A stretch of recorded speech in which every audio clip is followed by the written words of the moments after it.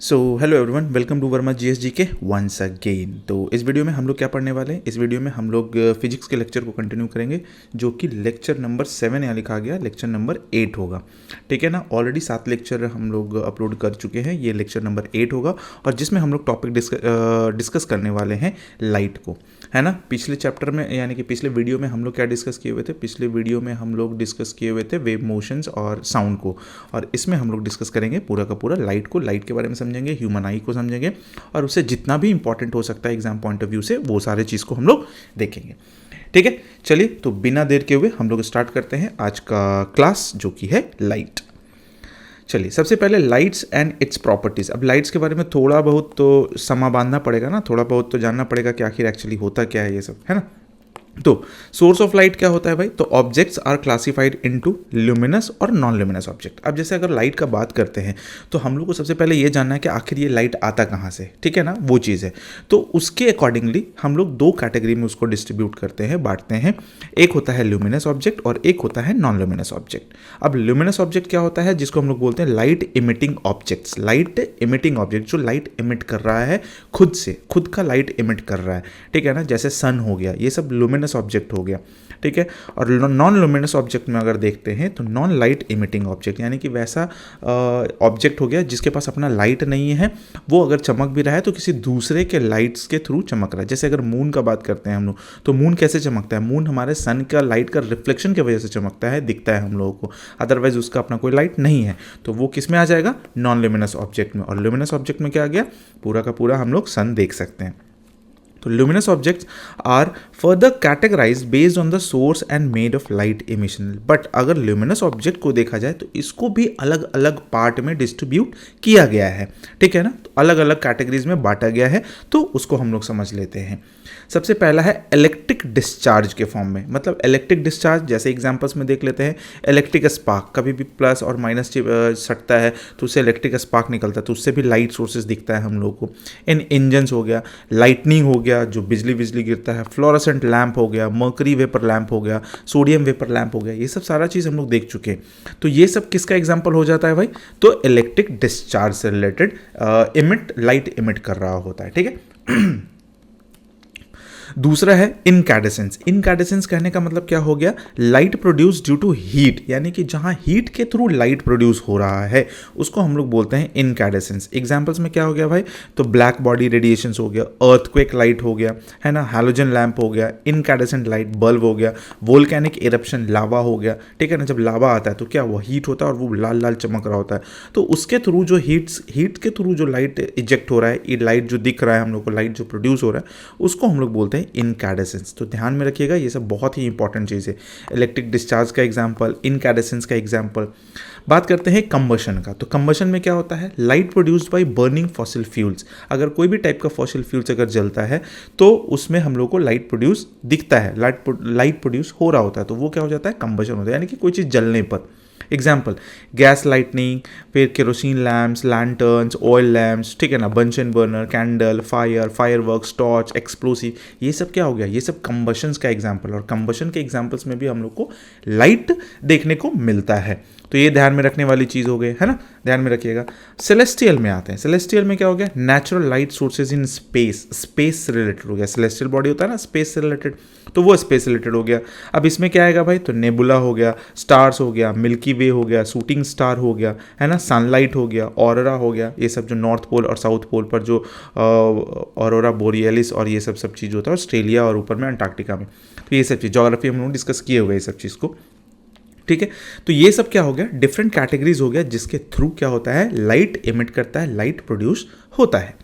उसके बाद आता है लुमिनेसेंस। लुमिनेसेंस इसमें क्या होता है भाई? तो light emissions not caused by heat.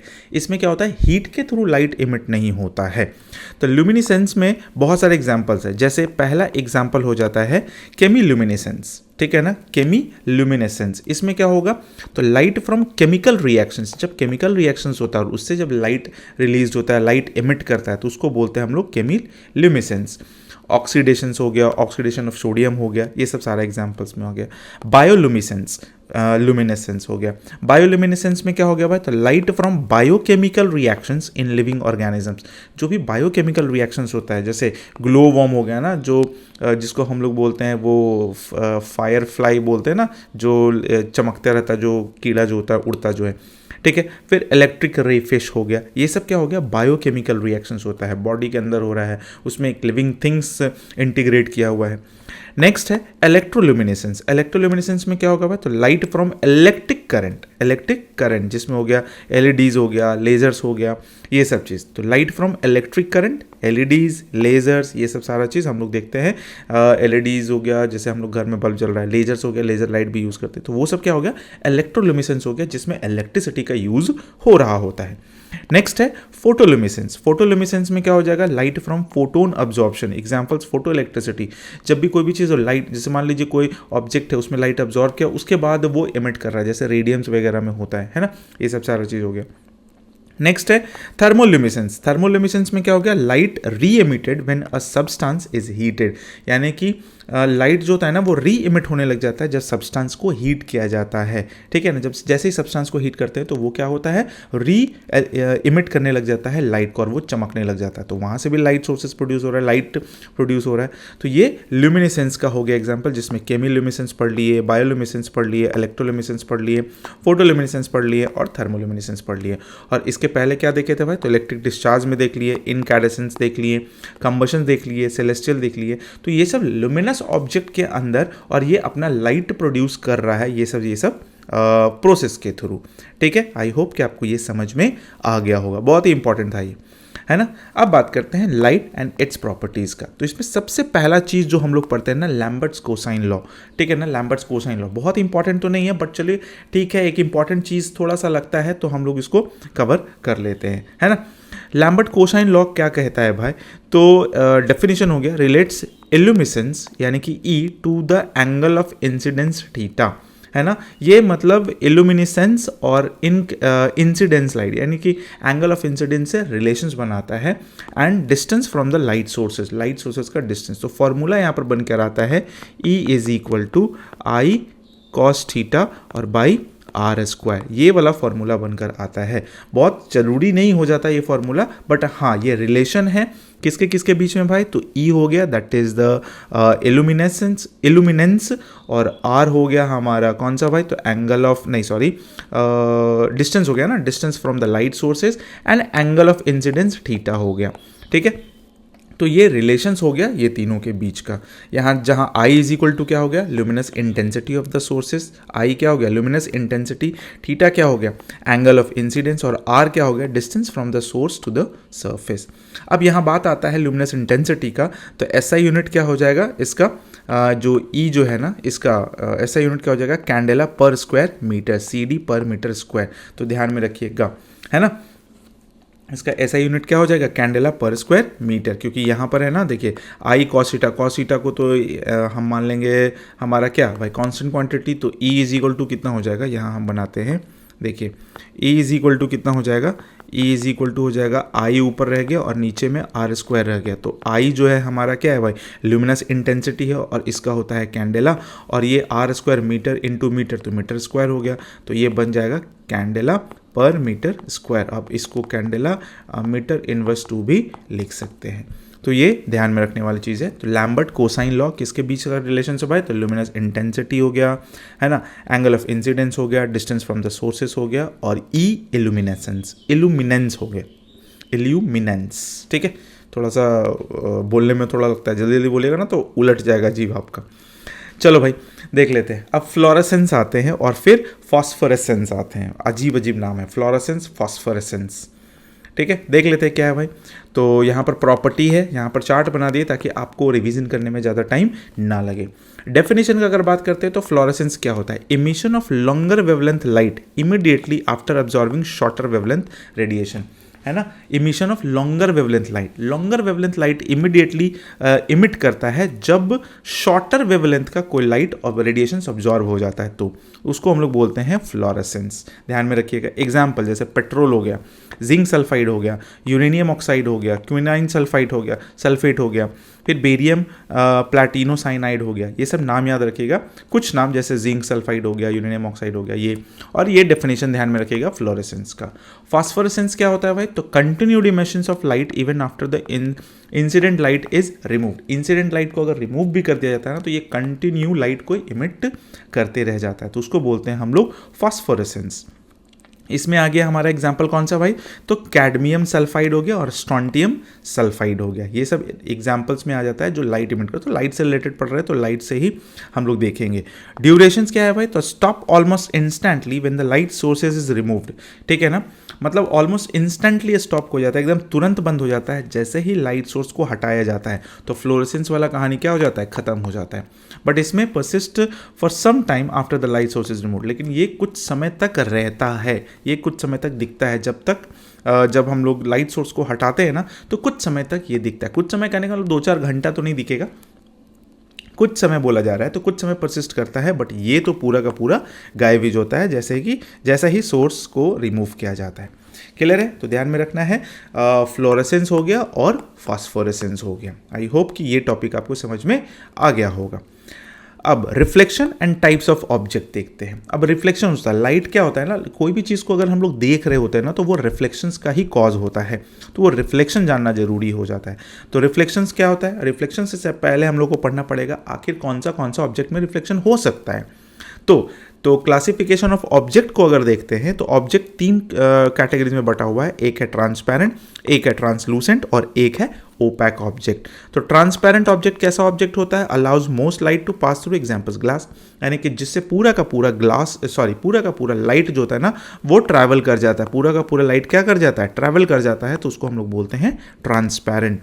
Translucent क्या होता है भाई? तो ट्रांसलूसेंट हो गया अलाउज पार्शियल लाइट ट्रांसमिशन, जैसे फ्रॉस्टेड ग्लास हो गया, है ना, जैसे हमारा क्या बोल सकते हैं जो आजकल का डिजाइन वाला जो विंडो वाला जो ग्लास आता है वो हो गया, उससे पूरा लाइट ट्रैवल नहीं करता है, तो थोड़ा सा धुंधला धुंधला दिखता है, ठीक है। तो ये ध्यान में रखिएगा, ट्रांसपेरेंट हो गया, ट्रांसलूसेंट और ओपैक हो गया क्या? रिफ्लेक्ट्स और ऑब्जॉर्व ऑल लाइट, ये सारा का सारा लाइट को रिफ्लेक्ट कर देता है या तो ऑब्जॉर्व कर लेता है, ये पार नहीं जाने देता है, जैसे वुड हो गया, मेटल हो गया, ये सब सारा चीज़।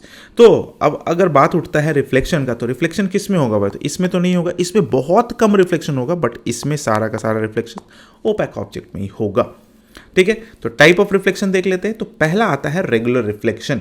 रेगुलर रिफ्लेक्शंस क्या है? Occurs on smooth shiny surfaces mirrors, जैसे मान लीजिए ये ऑब्जेक्ट है, ठीक है, ये मिरर है और ऐसे लाइट आया और ये ऐसे निकल गया, तो ये हो गया हमारा रेगुलर रिफ्लेक्शन। जो बीच में क्या होता है? बीच में हमारा हो गया नॉर्मल लाइन, है ना, हम लोग बोलते हैं, ध्यान में रखना होगा, जैसे कि ये हो गया हमारा ये लाइट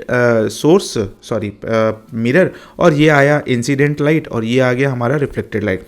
तो ये आई हो गया इंसिडेंट वाला, ये हो गया रिफ्लेक्टेड, बीच में हो जाता है हमारा नॉर्मल, ठीक है, बीच में हो जाता है नॉर्मल, और ये इस पॉइंट को बोलते हैं पॉइंट ऑफ इंसिडेंस, ठीक है। एक चीज़ और बताते हैं आपको, यहाँ पर जैसे कर मान लीजिए ये मिरर है, ऐसे लाइट आया और ऐसे निकल गया, ठीक है, ऐसे लाइट आया और ऐसे निकल गया, तो यहाँ पर नॉर्मल लाइन, ये वाला तो एंगल ऑफ इंसिडेंस होता है और ये वाला एंगल ऑफ रिफ्लेक्शन होता है, ये वाला एंगल। बट अगर देखा जाए तो ये वाला एंगल को क्या बोलेंगे, है ना, ये वाला जो एंगल है, इधर वाला एंगल को क्या बोलेंगे, ठीक है। तो इधर वाले एंगल को क्या बोलते हैं भाई? तो ग्लांस एंगल ऑफ इंसिडेंस, और इधर वाले को बोलते हैं ग्लांस एंगल ऑफ रिफ्लेक्शन, ठीक है ना। तो ध्यान में रखिएगा, ग्लांस जोड़ना पड़ता है इसमें, ग्लांस एंगल ऑफ रिफ्लेक्शन और ग्लांस एंगल ऑफ इंसिडेंस, ध्यान में रखिएगा, ओके।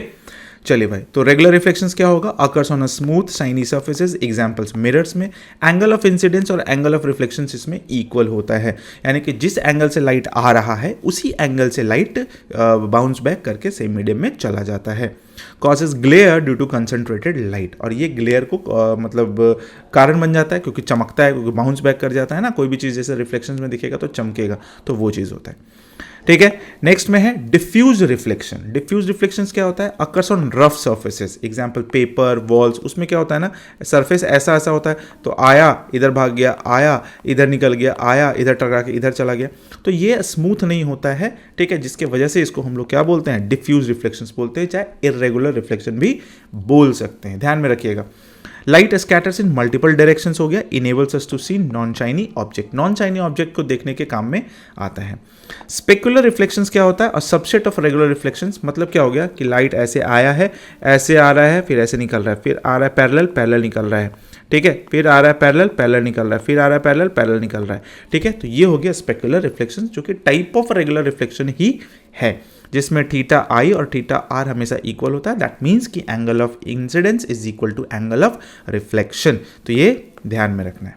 ओके, ये हो गया। आई होप कि आपको ये समझ में आ गया होगा। अगर वीडियो अच्छा लग रहा है तो वीडियो को लाइक भी कर दीजिएगा, सब्सक्राइब नहीं किए, नए आए हैं तो चैनल को सब्सक्राइब भी कर दीजिए, उससे हमको थोड़ा मोटिवेशन मिलता है और हमको ज़्यादा से ज़्यादा अच्छे से नोट्स बनाकर, ये वो सिखाकर, बनाकर, सब कुछ करके आपको पढ़ाने में और मन लगता है हमको, ठीक है। तो बस आपका सब्सक्राइब करना ही थोड़ा सा मेरे लिए मोटिवेशन का काम कर जाता है, तो वो ज़रूर कर दीजिएगा, ठीक है। चलिए आगे बढ़ते हैं। हाँ, रिफ्लेक्शन एंड प्लेन मिरर्स। अब बात करते हैं रिफ्लेक्शंस एंड प्लेन मिरर, यानी कि प्लेन मिरर में कैसे रिफ्लेक्शंस होता है उसको देख लेते हैं। तो लॉ ऑफ रिफ्लेक्शन सबसे पहले पढ़ेंगे। प्लेन मिरर में रिफ्लेक्शंस कहने का मतलब क्या हो गया, ये ऐसा प्लेन मिरर है, ये आया और ये ऐसा है, ये इंसिडेंट है, ये रिफ्लेक्टेड हो गया, और ये वाला हो गया हमारा नॉर्मल। बाकी तो हम लोग पहले समझ ही चुके हैं। तो लॉ ऑफ रिफ्लेक्शंस क्या होता है, प्रोपोज्ड बाय यूक्लिड। ये लॉ ऑफ रिफ्लेक्शन जो था ना, वो यूक्लिड नाम का साइंटिस्ट दिया था। तो कभी कभी क्वेश्चंस में पूछ लिया जाता है कि who gave the law of reflection, तो इट इज गिवन बाय कौन सा भाई, तो यूक्लिड। ये मैथमेटिक्स में भी था, 9th में शायद आप पढ़े होंगे यूक्लिड डिवीजन लेमा, 10th में पढ़े होंगे चैप्टर। आप भले साइंस में, सॉरी, अब भले ही चैप्टर्स में नहीं रह गया है ना, वो उसको हटा दिया गया है, बट फिर भी यहाँ पर आ ही गया, एक जगह से हटा एक जगह आ गया, है ना, देख लीजिए।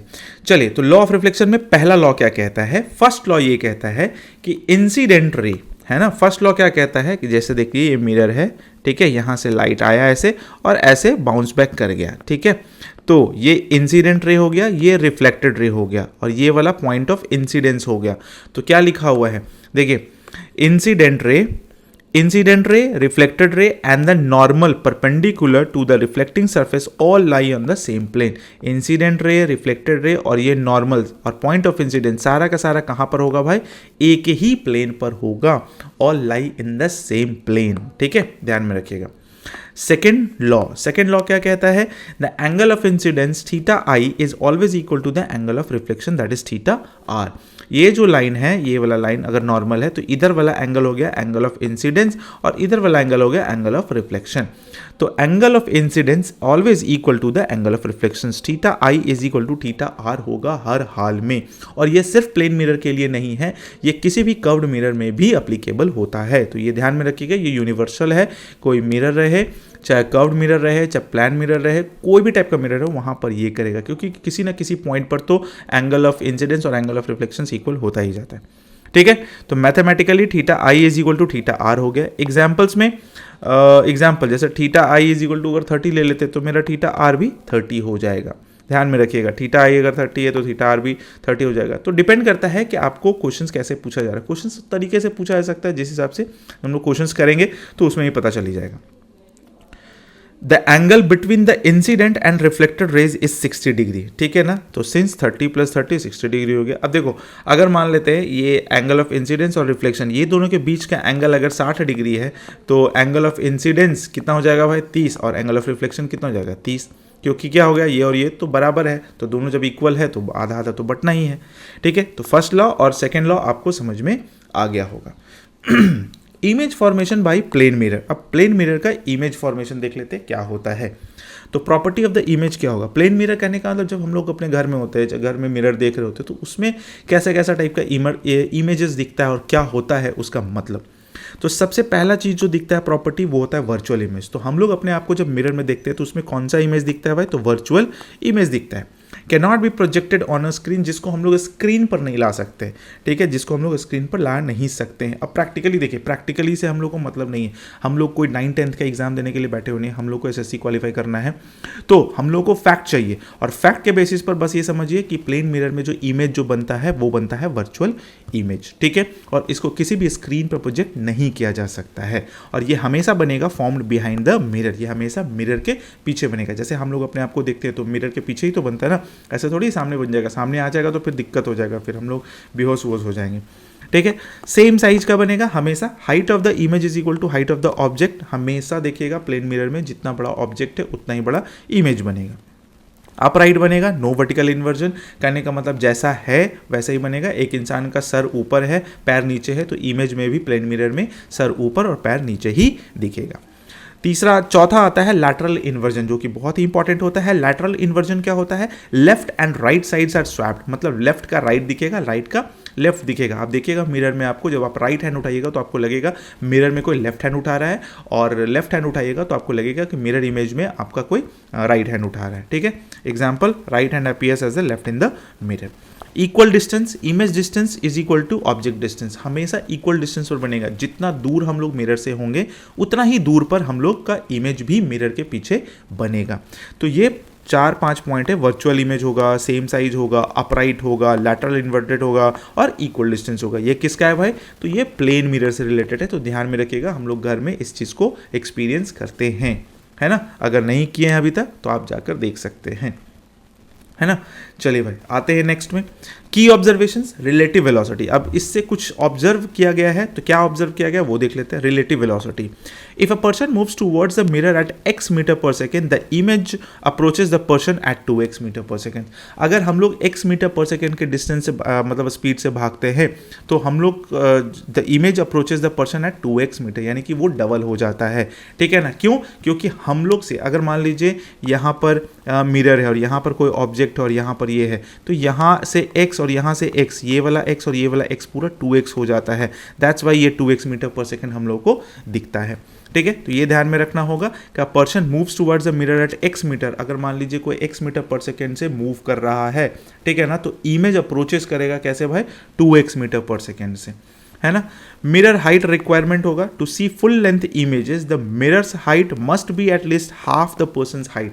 हमेशा ध्यान में रखिएगा कि अगर एक इंसान को अपना पूरा इमेज देखना है मिरर में, तो मिनिमम उसको अपने हाइट का आधा साइज का मिरर चाहिए ही चाहिए होगा। और ये क्वेश्चंस आया हुआ है एग्जाम में, एसएससी में भी आया हुआ है ना। इवन हम एक बार CDS वगैरह का एग्जाम में देखे थे, उसमें भी आया हुआ था, और CPO वगैरह का भी एग्जाम में देखा गया है। ठीक है, तो ध्यान में रखिएगा, फुल लेंथ इमेज अगर देखना है तो mirrors height must be at least half the person height, जो पर्सन का हाइट होगा उसका आधा मिरर अगर रहेगा तो उसमें अपने आप को पूरा का पूरा इमेज देखा जा सकता है।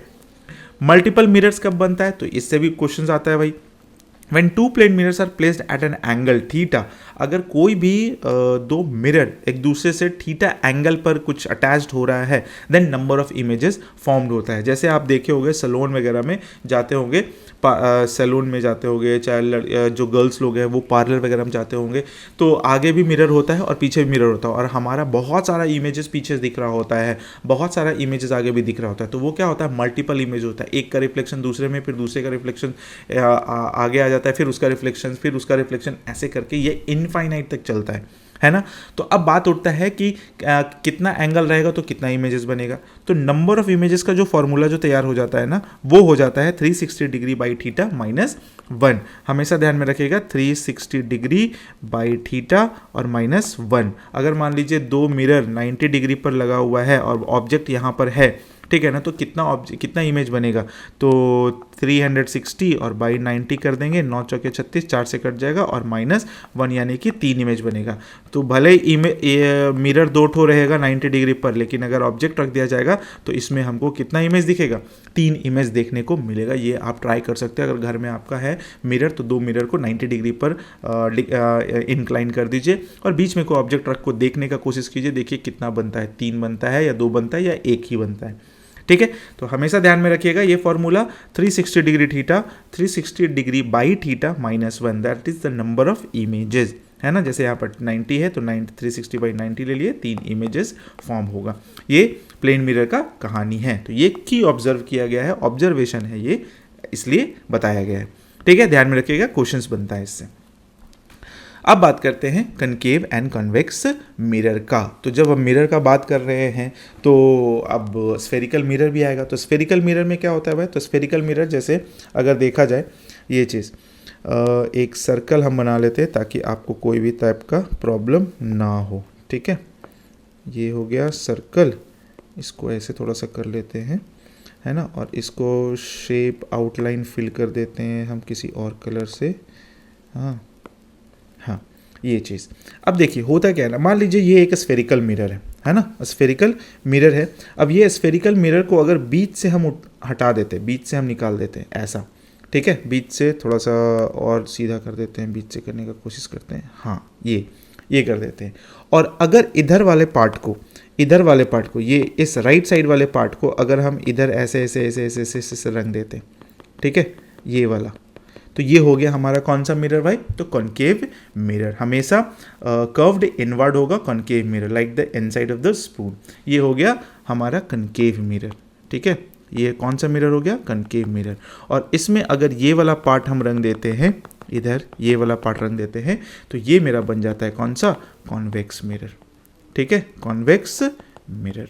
ध्यान में रखिएगा, ये हो गया कॉनकेव मिरर और ये हो गया हमारा कॉन्वेक्स मिरर, ठीक है। चलिए तो कॉनकेव मिरर के बारे में पढ़ लेते हैं थोड़ा सा, क्या है कॉनकेव मिरर, क्या होता है। डेफिनेशंस हो गया, कर्व्ड इनवर्ड कर्व्ड रहेगा, ये ऐसा रहेगा like the inside of the spoon. चम्मच अगर आप देख लीजिए, चाहे अपना हथेली को भी ऐसे, जिसमें जैसे आचमन लेते हैं ना हाथ में, जैसे कोई प्रसाद देते हैं तो वो ले लीजिए, तो जो गड्ढा वाला जो पार्ट है ना वही हमारा कॉनकेव मिरर है। और जो पीछे वाला जो है ना, जो पीछे वाला जो पार्ट जो आपको दिख रहा होगा अपना हाथ का, ठीक है ना, वो वाला पॉलिश किया हुआ। और ये जो गड्ढा वाला जिसमें हम प्रसाद लेते हैं ऐसे हाथ करके, हाथ फैलाकर, ठीक है, तो वो वाला हो गया हमारा कौन सा, कर्व्ड पार्ट हो गया और वो कॉनकेव मिरर बन जाता है, ठीक है। ध्यान में रखिएगा। यूजेस कौन सा होगा भाई, तो एस्ट्रोनॉमिकल टेलीस्कोप में यूज होता है टू फोकस फेंट लाइट फ्रॉम स्पेस।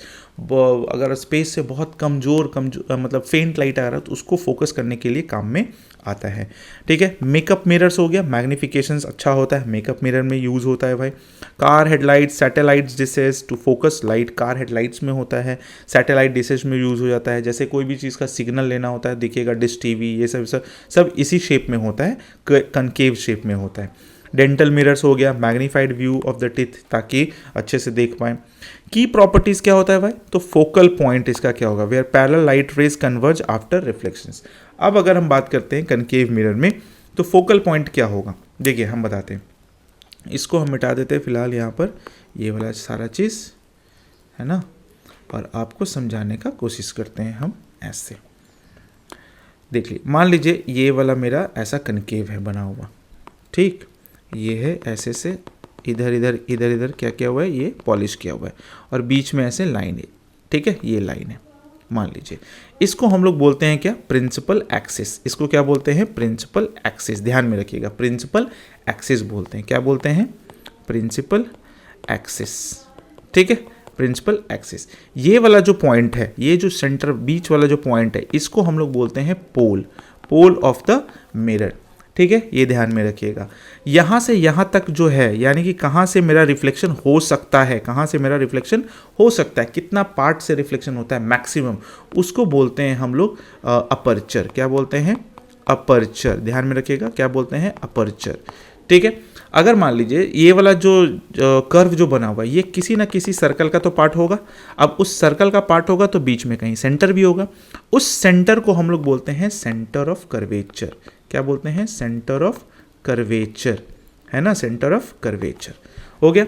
अब सेंटर ऑफ कर्वेचर से लेकर पोल तक का डिस्टेंस को सेंटर ऑफ कर्वेचर से लेकर पोल तक का डिस्टेंस को बोलते हैं रेडियस ऑफ कर्वेचर। क्या बोलते हैं, रेडियस ऑफ कर्वेचर। ध्यान में रखिएगा ये चीज़, ठीक है, ये हो गया। और लाइट अगर मान लीजिए आ रहा है, मान लीजिए लाइट ऐसे आया और इससे रिफ्लेक्ट होके ये निकल गया, तो जिस पॉइंट से कटा है, यानी कि प्रिंसिपल एक्सिस को जिस पॉइंट पर ये लाइट रिफ्लेक्शन के बाद काटा है, उस पॉइंट को हम लोग क्या बोलते हैं, दैट इज द फोकस, ठीक है ना, और फोकल पॉइंट। ध्यान में रखिएगा, ये सारा का सारा टर्मिनोलॉजी बहुत इंपॉर्टेंट होता है, ठीक है ना। बट बहुत ज़्यादा हम लोग के लिए प्रैक्टिकलिटी में चला जाता है वो चीज़, डायग्राम वायग्राम बनाने का, बट हम लोग को ध्यान में रखना होता है क्योंकि ये सब चीज़ इंपॉर्टेंट है, क्वेश्चन सॉल्व करना पड़ता है इसका हेल्प लेकर, ठीक है। चलिए, तो फोकल पॉइंट हो गया, focal point where parallel light rays converges after reflections. तो फोकल पॉइंट वो हो गया जहाँ से लाइट ऐसे रिफ्लेक्ट करके काट रहा है किसको, प्रिंसिपल एक्सिस को, ठीक है। तो प्रिंसिपल एक्सिस को काटा तो उसको हम लोग फोकस बोलेंगे या फोकल पॉइंट बोलेंगे। सेंटर ऑफ कर्वेचर बता दिए, centre of the mirrors spherical surface, ये पूरा का ये जो सेंटर होगा that is the centre of curvature, ध्यान में रखिएगा ये चीज़, है ना। चलो भाई, और तो सारा चीज़ बता ही दिए, सेंटर ऑफ कर्वेचर बता दिए, फोकल लेंथ बता दिए। फोकल लेंथ हो गया ये जो फोकस से, यानी कि अगर ये जो फोकस है और यहाँ पोल है, फोकस से पोल तक का डिस्टेंस को हम लोग क्या बोलते हैं भाई, तो फोकल लेंथ बोलते हैं। तो ये वाला जो डिस्टेंस होगा ना, यहाँ से यहाँ वाला डिस्टेंस, ठीक है, यहाँ से यहाँ वाला डिस्टेंस, इसको हम लोग क्या बोलेंगे, इसको हम लोग बोलेंगे फोकल लेंथ, फोकल लेंथ, ठीक है। चलो इमेज फॉर्मेशन का बात करते हैं। इमेज फॉर्मेशन कैसे होता है भाई, तो कनकेव मिरर में, तो अगर बॉडी इन्फिनिटी पर है, इन्फिनिटी करने का बाद मान लीजिए हमको सन का इमेज बनाना है, मून का इमेज बनाना है, ये सब, तो वहाँ से पैरेलल बीम ऑफ लाइट आएगा, कंसीडर किया जाता है। तो इमेज कहाँ पर बनेगा भाई, तो फोकस पर बनेगा। और इमेज का साइज कैसा बनेगा, हमेशा पॉइंट साइज बनेगा, और इसमें रियल और इन्वर्टेड ही बनता है। तो ध्यान में रखिएगा, कनकेव मिरर में जब भी इमेज बनेगा ना, तो रियल और इन्वर्टेड बनेगा। बस ये एक एक्सेप्शन है जिसको हम लोग आगे डिस्कस कर लेंगे, ठीक है। तो अगर बॉडी इन्फिनिटी पर है तो इमेज कहाँ पर बनेगा, फोकस पर बनेगा, पॉइंट साइज बनेगा, बहुत ही छोटा बनेगा, और रियल और इन्वर्टेड बनेगा। अब आते हैं थोड़ा सा आगे, अब इन्फिनिटी से थोड़ा सा आगे बढ़ते हैं, आगे मतलब थोड़ा सा पीछे ही आते हैं, इन्फिनिटी पहुंच गए थे, अब थोड़ा सा पीछे आते हैं, बियॉन्ड सी, यानी कि सेंटर ऑफ कर्वेचर और इन्फिनिटी के बीच में अगर बोल देते हैं, सेंटर ऑफ कर्वेचर और इन्फिनिटी के बीच में, तो मेरा इमेज कहाँ पर बनेगा, इमेज बनेगा फोकस और सेंटर ऑफ कर्वेचर के बीच में, और ये रहेगा ऑब्जेक्ट से छोटा, जितना बड़ा ऑब्जेक्ट होगा ना उससे थोड़ा सा छोटा रहेगा, और ये रियल और इन्वर्टेड ही होगा, जैसा कि हम पहले भी बोले हैं। अगर ऑब्जेक्ट होता है एट सी, यानी कि सेंटर ऑफ कर्वेचर पर, यानी कि अगर ऑब्जेक्ट यहाँ पर होता है सेंटर ऑफ कर्वेचर पर, तो इसका इमेज भी, अगर मान लीजिए यहाँ पर ऑब्जेक्ट ऐसे रखा हुआ है, तो इसका इमेज भी ऐसे ही नीचे साइड में बन जाता है। तो उसको बोलते हैं हम लोग क्या भाई, सेंटर ऑफ कर्वेचर हो गया, तो सेम साइज बनेगा और रियल और इन्वर्टेड ही बनेगा। बिटवीन सी एंड एफ देख लेते हैं। तो अगर बिटवीन सी और एफ, यानी कि सेंटर ऑफ कर्वेचर और फोकस के बीच में कहीं ऑब्जेक्ट रखा हुआ है, तो वो कहाँ पर बनेगा भाई, तो बियॉन्ड सी, यानी कि सी से दूर चला जाएगा, जो कि बहुत बड़ा बनेगा, मैग्नीफाइड बोल सकते हैं, रियल और इन्वर्टेड ही बनेगा। अगर ऑब्जेक्ट फोकस पर हो, अगर ऑब्जेक्ट फोकस पर हो, ठीक है, तो उसका इमेज कहाँ पर बनेगा, इन्फिनिटी पर बनेगा, बहुत दूर बनेगा, हाईली इनलार्ज बनेगा, यानी कि बहुत बहुत बहुत बड़ा बनेगा, और वो रियल और इन्वर्टेड ही होगा। लेकिन अगर बिटवीन एफ और पी के बीच में आ जाता है, यानी कि ये मान लीजिए फोकस है और ये पी है, इसके बीच में अगर ऑब्जेक्ट आ जाता है, तो इसका इमेज कहाँ बनेगा, बिहाइंड द मिरर बनेगा। तो ध्यान में रखिएगा, ये इंपॉर्टेंट हो जाता है। अगर ऑब्जेक्ट एफ और पी के बीच में है तो ये बिहाइंड द मिरर बनाएगा। मैग्नीफाइड तो बनेगा ही बनेगा, लेकिन ये वर्चुअल बनेगा और इरेक्ट बनेगा। ऐसा क्यों, क्योंकि हम लोग पहले ही पढ़ चुके हैं कि जो इमेज मिरर के पीछे साइड बनता है वो वर्चुअल बनता है और इरेक्ट बनता है, जैसा है वैसा ही बनता है, यानी कि मुंडी ऊपर तो ऊपर, पैर नीचे तो नीचे। तो ध्यान में रखिएगा, ये 6 चीज़ ध्यान में रखिएगा, इंपॉर्टेंट है आपके लिए, ठीक है। और ये इसलिए हम इसको चार्ट के बेसिस बना दिए कि अगर आप इसको लिख लेते हैं, कॉपी में लगा के कहीं पर चिपका भी देते, तो ये आपको ध्यान में रखिएगा, क्वेश्चन आता है इससे। अब बात करते हैं कॉन्वेक्स मिरर का। कॉन्वेक्स मिरर का कहानी क्या है, तो ये कर्व्ड आउटवर्ड हो जाएगा like the outside of a spoon, ठीक है ना। ये जैसा कि हम लोग बताएं कि ये इस टाइप से होता है और इधर वाला पार्ट रंगा हुआ होता है ना। यूजेस क्या है भाई, तो vehicle rear mirror, rear view mirror होता है, wider field of vision. Vehicle में रियर मिरर के रूप में यूज़ किया जाता है, जो कि हमको वाइडर एंगल दिखाता है किसी भी इमेज का। एंटी थेफ्ट मिरर इन स्टोर्स हो गया। एंटी थेफ्ट मिरर कहने का मतलब, आप देखिएगा मॉल वगैरह में जाइएगा तो बड़ा जैसा एक ऐसा करके मिरर लगा हुआ रहता है, जिसमें बहुत सारा, ठीक है ना, इमेजेस दिखते रहता है। तो ये एक छोटा सा, मतलब छोटा नहीं बोल सकते, मान लीजिए अगर 10-15 सेंटीमीटर रेडियस का भी अगर लगा देते हैं तो पूरा का पूरा मॉल का जानकारी उसमें दिख जाता है, पूरा का पूरा दिख जाता है ना, समझ में आ जाता है कि कौन कहाँ है, कौन सा क्या उठा रहा है। की प्रॉपर्टीज़, बट अब तो खैर ज़्यादातर करके यूज़ होने लग गया सीसीटीवी कैमरा, लेकिन सीसीटीवी कैमरा जब नहीं था तो उसके पहले ये काम हो रहा था। की प्रॉपर्टीज़ क्या हो गया, always forms a diminished virtual and erect image. ये हमेशा बनाएगा छोटा, वर्चुअल और इरेक्ट, ये हमेशा मिरर के पीछे ही इमेज बनाता है, regardless of the object position, जैसा कि ऑब्जेक्ट यानी कि जिस हिसाब से ऑब्जेक्ट होगा। इसमें भी फोकल पॉइंट हो गया imaginary point behind the mirror where reflected rays appear to the diverge from, ये बिहाइंड द मिरर हो जाता है, ठीक है। मान लीजिए ऐसा, सॉरी ऐसा नहीं होगा, ये ऐसा है और ये इस टाइप से है और यहाँ से आया है, तो ये ऐसे जा रहा है, तो ये क्या हो जाएगा, ये यहाँ से रिफ्लेक्ट करने के बाद ऐसे निकलेगा, ठीक है। और ये जो पीछे जो बनता है ना, इसी को हम लोग बोल देते हैं फोकल पॉइंट, ठीक है। तो where reflected rays appear to diverge from हो गया। की टेकअवेज क्या हुआ कॉन्केव मिरर्स में, तो can form real and virtual image depending upon object position, used where magnification light focusing is needed. बस ये ध्यान में रखना है, कॉन्केव मिरर के बारे में पहले जो बताए थे, इसमें रियल और वर्चुअल दोनों टाइप का बनता है। लास्ट वाला में वर्चुअल बन रहा था, बाकी सब में रियल बन रहा था।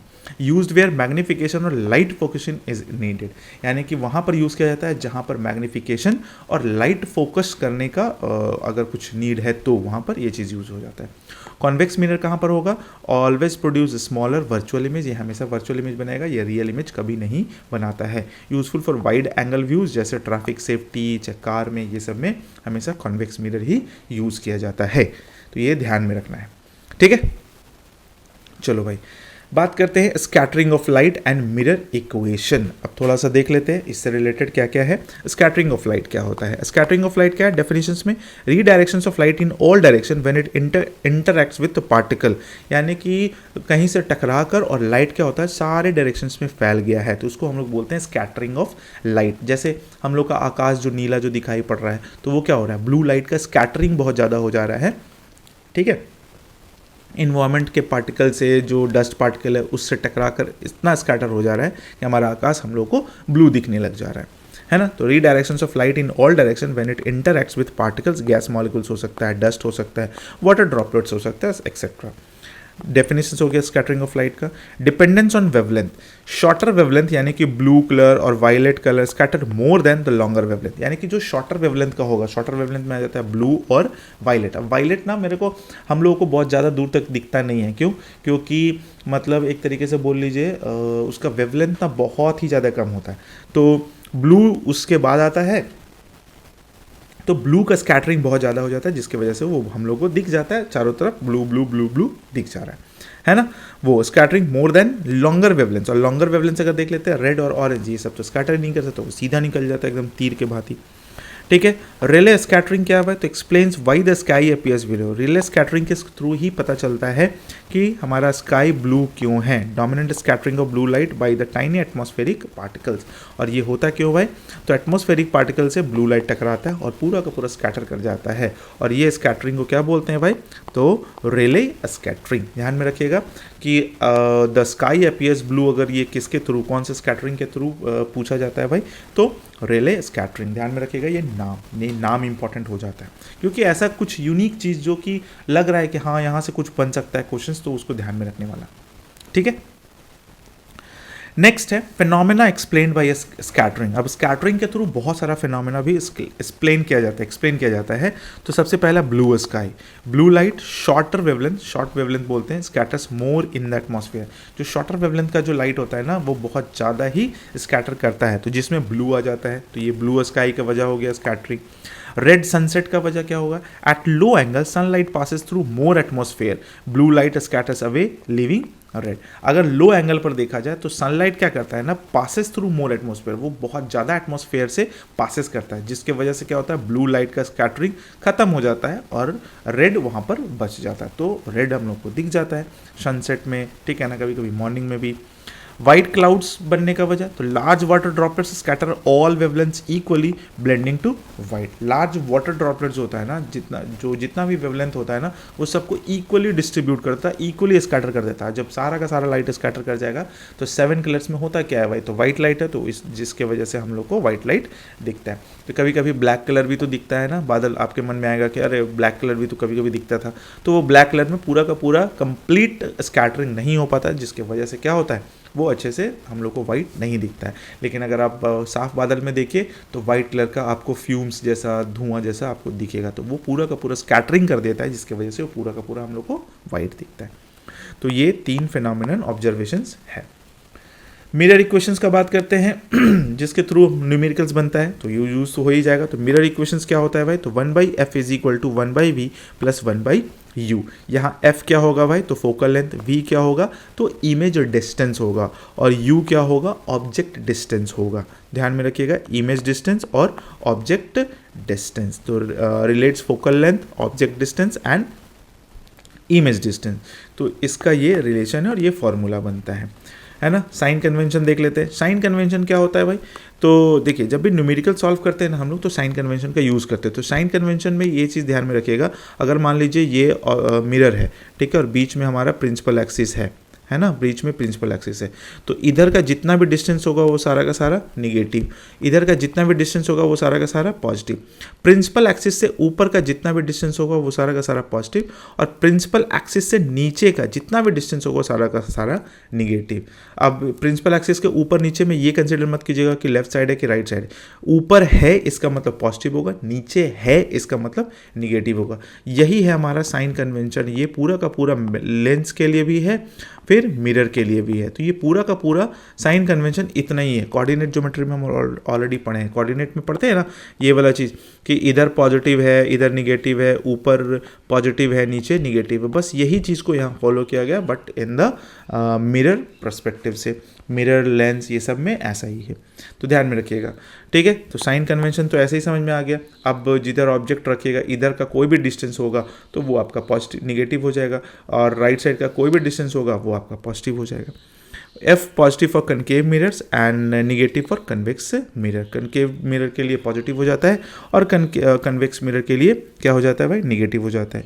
V positive for real image, negative for virtual image. ये जब आप थोड़ा सा थिंक कीजिएगा, थोड़ा सा सोचिएगा तो हो जाएगा। बाकी अगर आपको यहाँ चाहिए तो आप यहाँ पर लिखा हुआ भी है, देख भी सकते हैं और उसको थोड़ा सा सोच भी सकते हैं, है ना। इंटरप्रिटेशंस क्या होगा, इंटरप्रिटेशंस में मैग्निफिकेशन में सबसे पहले मैग्निफिकेशन क्या होता है, कोई भी ऑब्जेक्ट कितना बड़ा दिख रहा है, ठीक है ना, तो मैग्निफिकेशन का फॉर्मूला होता है HI/HO। Magnification is equal to HI/HO, मतलब height of the image of ratio between the height of the image and height of the object, और उसको हम लोग -B/U भी लिख सकते हैं। और अगर उल्टा करके लिखते हैं तो M is equal to HO/HI भी लिख सकते हैं और -U/V भी लिख सकते हैं, ठीक है। बस ये फॉर्मूला है, ध्यान में रखना होगा। हाँ, ये इंपॉर्टेंट हो जाता है कि अगर मैग्निफिकेशन ग्रेटर देन 1 आ जाता है तो इमेज क्या हो जाता है, इनलार्ज हो जाता है। मैग्निफिकेशन अगर शॉर्टर देन 1 आ जाता है तो वो डिमिनिश्ड हो जाता है। अगर मैग्निफिकेशन पॉजिटिव है तो वर्चुअल एंड इरेक्ट इमेज बनेगा। अगर मैग्निफिकेशन निगेटिव है तो रियल और इन्वर्टेड इमेज बनेगा। तो ये इंटरप्रिटेशंस जो है ना वो ध्यान में रखिएगा इनइक्वालिटी के साइंस के साथ, ग्रेटर और लेसर।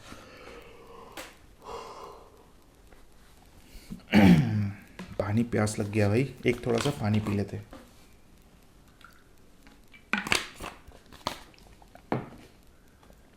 है ना।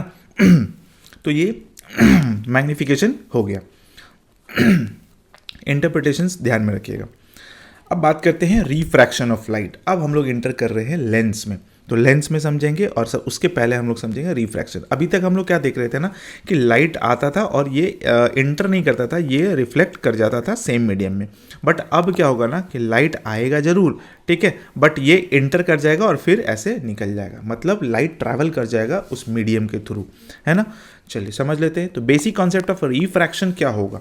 रिफ्रैक्शंस में bending of light when it passes from one medium to the another with a different optical density. Different optical density कहने का मतलब क्या हो गया, सपोज कर लीजिए यहाँ पर एक ग्लास स्लैब ले लिए हैं, ये हो गया हमारा डेंसर मीडियम, ये हो गया रेयर मीडियम, और फिर ये भी रेयर मीडियम। तो ये हो गया एयर, ये हो गया ग्लास और ये हो गया एयर। तो रेयर डेंसर रेयर हो गया। अब एक मीडियम से आया तो ये अपना लाइट से है ना थोड़ा, अपना जो पाथ से है ना थोड़ा सा डिफ्लेक्ट कर जाता है और फिर ऐसे निकल जाता है, ये चीज़ होता है। तो बेंडिंग हो जाता है, लाइट का बेंडिंग होता है, ठीक है ना। क्यों बेंडिंग होता है उसके पीछे भी हम लोग बात करेंगे। बट होता क्या है कि अगर एक मीडियम से दूसरे मीडियम में लाइट इंटर कर रहा है तो अपना पाथ से बेंड कर जाता है। अब या तो वो नॉर्मल के तरफ आता है या तो नॉर्मल से दूर जाता है, ठीक है, तो ध्यान में रखिएगा। तो बेसिक कॉन्सेप्ट क्या हो गया ऑफ बेसिक कॉन्सेप्ट ऑफ रिफ्रैक्शंस में सबसे पहला डेफिनेशन में हम लोग देख लेते हैं। Bending of light when it बंद कैसे हो गया ये, हाँ, bending of light when it passes from one medium to another with a different optical density. One medium से अनदर मीडियम में जाएगा तो वो अपना पाथ को बेंड कर जाएगा। कॉज क्या हो गया, change in the speed of light. ये कॉज क्यों होता है भाई, क्योंकि स्पीड ऑफ लाइट चेंज हो जाता है। Speed of light in rare medium कुछ अलग होता है और डेंसर मीडियम में कुछ अलग होता है, तो जिसके वजह से वो थोड़ा सा स्लो हो जाता है तो वो बेंड हो जाता है। तो change in the speed of light due to the medium refractive index. और ये चेंज होता क्यों है भाई स्पीड में, क्योंकि किसी भी मीडियम का अपना रिफ्रैक्टिव इंडेक्स होता है, तो उस रिफ्रैक्टिव इंडेक्स के बेसिस पर ही वो अपना चेंज कर लेता है। क्या चीज़ चेंज कर लेता है, स्पीड को। की ऑब्जर्वेशन क्या हो गया, from rare to denser medium light bends towards the normal. तो नॉर्मल क्या होता है, अगर मान लीजिए ऐसा है तो ये इसके तरफ आएगा, नॉर्मल मान लीजिए ऐसा है तो बेंड करके ये, जैसे मान लीजिए ऐसा, इसको हम ऐसे बना देते हैं, जैसे मान लीजिए नॉर्मल है, ठीक है, यहाँ पर ऐसा है, नॉर्मल है ये बना हुआ, तो ये ऐसे आएगा, तो ये इस टाइप से आएगा, इस साइड से इधर थोड़ा सा बेंड होगा, और जब इससे जब बाहर निकलेगा ना तो ये ऐसा होगा, ऐसा ऐसा आएगा और फिर ऐसे निकल जाएगा, ये नॉर्मल से दूर भाग जाएगा, ध्यान में रखिएगा। तो from rare to denser medium light bends towards the normal हो गया, और from denser to rare medium lights bends away from the normal हो गया, lines bends away from the normal. ध्यान में रखिएगा, डेंसर से रेयर में होगा तो दूर भागेगा नॉर्मल से, और रेयर से डेंसर में रहेगा तो नजदीक आएगा नॉर्मल का। फ्रीक्वेंसी रिमेन्स अनचेंज ड्यूरिंग रिफ्रैक्शंस, रिफ्रैक्शंस में कोई फ्रीक्वेंसी चेंजेस नहीं होता है। Wavelength changes proportionally with speed, अब वेवलेंथ तो चेंज होगा क्योंकि स्पीड चेंज हो रहा है, तो फ्रीक्वेंसी नहीं चेंज होता है बट वेवलेंथ चेंज हो जाता है। रिफ्रैक्टिव इंडेक्स का बात करते हैं, जिसको हम लोग सिंबलाइज करते हैं एन से, कभी कभी हम लोग इटैलिक म्यू से भी करते हैं।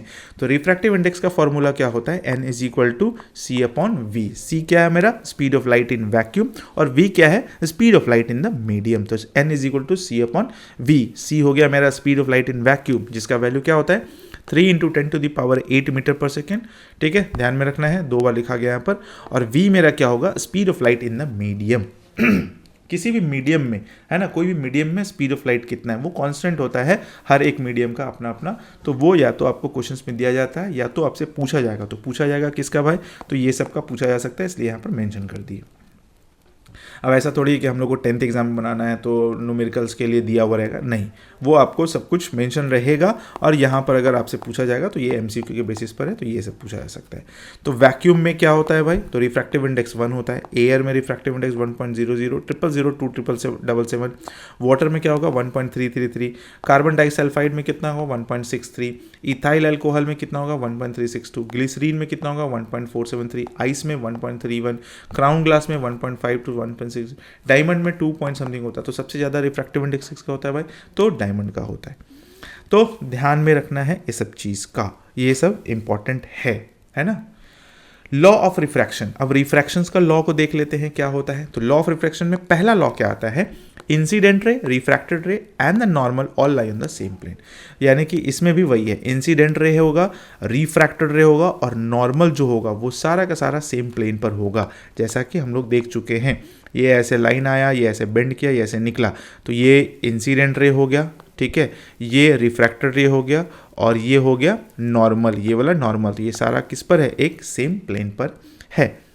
स्नेल्स लॉ आता है जो कि सेकंड लॉ को भी बताता है। स्नेल्स लॉ क्या बोलता है, sine I by sine r is equal to refractive index. यहाँ पर दूसरे टाइप से लिख दिया गया है, तो sine i upon sine r is equal to होता है रिफ्रैक्टिव इंडेक्स, यानी कि म्यू बोल लो इसको, एन बोल लो, सो ठीक है। दैट्स वाई यहाँ पर लिखा हुआ sine I by sine R हो गया, और n1 n2 कहने का मतलब वो refractive indices of the two media.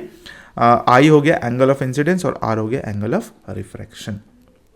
तो ये हो जाता है ratio of the sine of angle of incidence to the sine of angle of refraction. तो वही स्नेल्स लॉ होता है। तो स्नेल्स लॉ को ध्यान में रखिएगा, sine I by sine r is equal to refractive index n1 by n2 बोल सकते हैं उसको। Refraction through a glass slabs में सबसे पहला है पाथ ऑफ लाइट। अब देखिए अगर रिफ्लेक्शन ग्लास स्लैब्स के थ्रू कर रहे हैं तो ये ऐसे आया, फिर ऐसे आया, फिर ऐसे निकला, ठीक है। तो मान लीजिए ये O है, ये X है, ठीक है ना, सॉरी ये X इसको बना देते हैं, इसको O बना देते हैं, और फिर ये O डैश हो गया और ये O डैश Y हो गया। तो X से O आया, फिर O डैश गया और फिर Y चला गया। तो ये चीज़ हो गया हमारा ये पाथ ऑफ लाइट, ठीक है। तो जो अंतिम में जो निकलता है, जैसे सबसे जाने वाला जो लाइट हो गया, ठीक है, यहाँ पर ऐसे हम बना देते हैं, थोड़ा छोटा सा बार बार बनाना पड़ेगा, ठीक है। ये ऐसे आया और फिर ऐसे निकल गया। तो ये वाला जो लाइट है इसको हम लोग बोलेंगे इंसिडेंट रे, ये वाला जो लाइट है इसको बोलेंगे हम लोग रिफ्रैक्टेड रे जो ग्लास स्लैब के अंदर में है, और ये वाला जो लाइट है इसको बोलेंगे इमर्जेंट रे, ठीक है।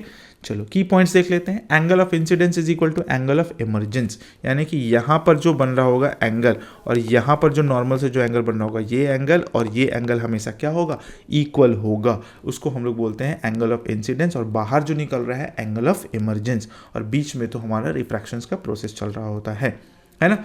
लैटरल डिस्प्लेसमेंट क्या होता है, तो लैटरल डिफ्लेक्शन हो गया, shifting in the light ray's path due to the slab's thickness refractive index and the angle i and r. Lateral displacement क्या हो गया कि अगर लाइट ऐसा, ये ग्लास स्लैब है, ये ऐसा आया है, फिर ये ऐसा निकला है, फिर ये ऐसा निकल रहा है, तो इसमें जो शिफ्टिंग हुआ है ना, ये वाला जो है ना, ये डिस्टेंस जो है ना, इसी को हम लोग लैटरल डिस्प्लेसमेंट का नाम देते हैं। ठीक है, ध्यान में रखिएगा। की टेकअवेज हो गया, refractive index determines how much light bends. Refractive index क्या बताता है हम लोगों को कि लाइट कितना बेंड करेगा, ठीक है ना। तो n is equal to slower light speed, है ना, हाइयर n स्लोअर लाइट, यानी कि अगर जितना ज़्यादा रिफ्रैक्टिव इंडेक्स होगा स्पीड ऑफ लाइट जो होगा वो कम हो जाएगा। स्नेल्स लॉ क्या बताता है, predicts bending directions based on media, कितना किस डायरेक्शन पर बेंडिंग होगा वो बताता है। ग्लास स्लैब क्या है भाई, तो emergent ray is parallel to the incident ray but क्या है, डिस्प्लेस्ड लैटरली डिस्प्लेस करता है, मतलब बाद में देखा लैटरल डिस्प्लेसमेंट जो हुआ था अपना पाथ से क्या होता है, भाग जाता है, यानी कि ऐसे निकला, ऐसे आया, ऐसे निकला, तो इसको जाना चाहिए था ऐसे, बट ये क्या गया ऐसे और ऐसे निकला, तो ये वाला जो डिस्प्लेसमेंट जो हुआ है ना, चेंजेस जो हुआ अपना पाथ से जो दूर भागा, इसी को हम लोग बोलते हैं लैटरल डिस्प्लेसमेंट। एग्जाम्पल कैलकुलेशन यहाँ पर दिया हुआ कुछ ले लिए हैं। Light travels from air, n1 है मेरा 1 दिया हुआ और n2 है मेरा 1.33 और एंगल i इजकल टू 30 है और फाइंड r फाइंड करना है। तो हम लोग क्या जानते हैं, n1 साइन 30, फिर n2 और फिर साइन r अगर निकालना है तो हम लोग निकाल सकते हैं। ठीक है, ये हम लोग का क्वेश्चन है स्नेल्स लॉ के थ्रू, sine i by sine r is equal to Snell's law, मतलब इज इक्वल टू कॉन्स्टेंट जो होता है सो, है ना। देखिए यहाँ पर लिखते हैं हम लोग साइन i और अपॉन साइन r, है ना, और is equal to refractive index तो n1 और बाई n2 हो जाता है। तो sign i sign r n1, तो n2 का वैल्यू हम लोग निकाल सकते हैं। कोई भी 4 वेरिएबल में अगर 3 वेरिएबल दे दिया जाता है तो हम लोग उसको आसानी से निकाल सकते हैं। चलो भाई नेक्स्ट में आते हैं, रिफ्रैक्शन एंड लैटरल डिस्प्लेसमेंट। तो behaviour of light at medium boundaries, अगर रेयर टू डेंसर जा रहा है, ठीक है ना, एयर टू ग्लास, तो light bends towards the normal, angle of incidence is greater than angle of refraction. बहुत ही इंपॉर्टेंट है, फैक्ट लिखा हुआ है यहाँ पर। अगर डेंसर से रेयर मीडियम में जा रहा है, यानी कि ग्लास टू एयर जा रहा है, तो lights bends away from the normal, angle of refraction is greater than angle of incidence हो जाएगा, है ना। Lateral displacement in a glass slab क्या होगा, डेफिनेशंस, हॉरिजॉन्टल शिफ्ट डी जिसको बोलते हैं, जो कि हम बता चुके हैं, of the emergent ray compare to the incident ray. Emergent ray O Y, ये तो डायग्राम में ही देख लिए थे हम लोग। चलो फॉर्मूला यहाँ पर दिया हुआ है, ये फॉर्मूला बहुत ज़्यादा इंपॉर्टेंट नहीं है, यहाँ पर दो बार लिखा गया है ना, एक तो टी हटा दीजिएगा यहाँ से, एक आई हटा दीजिएगा, एक आर हटा दीजिएगा, तो d is equal to t sine i minus r by cos r. ये इंपॉर्टेंट नहीं है हमारे लिए फॉर्मूला, ये हम लिख दिए हैं, ऐसे ही थोड़ा सा था फॉर्मूला, तो हम सोचे कि चलो लिख देते हैं। ठीक है, तो ध्यान में रखिएगा। Real depth and apparent depth, ये इंपॉर्टेंट है, ये चीज़ ध्यान में समझिएगा। रियल डेप्थ क्या होता है, actual distance of an object under water, fish at position A O, ये तो नेमिंग हो गया। सपोज कर लीजिए, जैसे आप देखते होंगे, जैसे आप ग्लास का कप ले लीजिए और उसमें पानी डाल दीजिए और उसमें पेंसिल डालेगा, तो पेंसिल क्या है ना, कॉइन डाल दीजिएगा, तो कॉइन जो है ना अपना ओरिजिनल प्लेस से थोड़ा सा ऊपर उठा हुआ दिखता है। ऐसा क्यों होता है, ठीक है ना, ऐसा इसलिए होता है क्योंकि लाइट क्या कर रहा है ना, डेंसर टू रेयर मीडियम में आ रहा है, डेंसर टू रेयर मीडियम में आ रहा है, डेंसर टू रेयर मीडियम में आ रहा है, तो वो अपना लाइट कहाँ से बेंड हो जाता है भाई, तो नॉर्मल से दूर भागता है, जिसके वजह से वो क्या होता है, जो अपना रियल डेप्थ होता है ना, उसको छोड़ के थोड़ा सा ऊपर दिखता है। ठीक है, actual distance of an object under water, जैसे fish at position. Apparent depth हो गया virtual image position by the observer due to the refraction. कहने का मतलब क्या हो गया कि रियल डेप्थ जो है ना, और वो हम लोग को जहाँ पर दिख रहा होता है वो उसका अपैरेंट डेप्थ होता है। इसी वजह से मछली मारने के लिए अगर हम लोग जाएंगे ना, तो हम लोग को प्रॉब्लम हो जाएगा। हम लोग ना मछली, मान लीजिए ये तालाब है, मछली यहाँ पर है, ठीक है, मछली यहाँ, मान लीजिए कंटेनर है, मछली यहाँ पर है, ठीक है, लेकिन ये मछली हम लोग को दिखेगा कहाँ, यहाँ पर। हम लोग आएंगे यहाँ पर, मुट्ठी बांधेंगे, सोचेंगे कि यहाँ पकड़ लेंगे, लेकिन तब तक मछली यहाँ से भाग जाएगा। ठीक है, तो ये फ़ायदा उठा लेता है। फ़ायदा उठा क्या लेगा, वो तो अपना ठीक नॉर्मली भाग रहा है, बट हम लोग को प्रॉब्लम हो जाता है क्योंकि हम लोग फिजिक्स को नहीं समझ रहे। ठीक, तो refractive index is equal to real depth और बाई अपैरेंट डेप्थ, ध्यान में रखिएगा। Bending directions towards normal in denser medium, away in rarer medium. Lateral displacements occur in slabs, depends on t i and r. Depth perception हो गया, apparent depth is always less than the real depth in denser media. ये सब चीज़ तो हम लोग already समझ ही चुके हैं कि बेंडिंग डायरेक्शंस कैसा होगा, रेयर से डेंसर में जा रहा है तो डेंसर से रेयर में जा रहा है तो लैटरल डिस्प्लेसमेंट क्या हो गया, डेप्थ परसेप्शन क्या होगा, अपैरेंट डेप्थ कैसा होगा, always less then real depth. Real depth से हमेशा कम होगा, जो रियल डेप्थ होगा उससे कम ही तो होगा ना अपैरेंट डेप्थ, क्योंकि वो ऊपर दिख जाता है ना मेरे को, तो ओरिजिनल हाइट से थोड़ा सा ऊपर आ जाता है। ठीक है, टोटल इंटरनल रिफ्लेक्शन का बात करते हैं। टोटल इंटरनल रिफ्लेक्शन देख लेते हैं क्या है। Concept of total internal reflection, TIR जिसको बोलते हैं, phenomenon where light travels from a denser to a rare medium, denser से रेयर मीडियम में आ रहा है, is completely reflected back into the denser medium.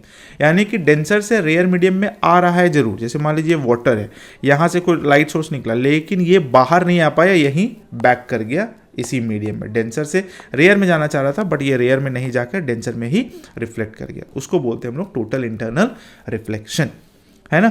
और ये होता कब है भाई, denser medium, when the angle of incidence exceeds the critical angle.